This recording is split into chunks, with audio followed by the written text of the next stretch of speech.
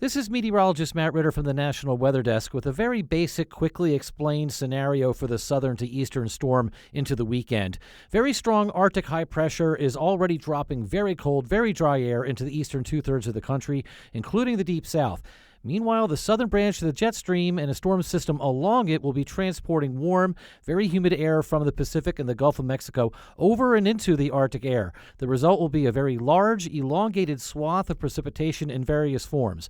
The northern portion of the swath will be snow. Below that, a large area of sleet. And below that, the worst possible scenario, pure freezing rain.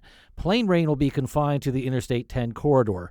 The main wild card, and there are many wild cards, the main one will be how much the extremely dry air keeps the snow from advancing north.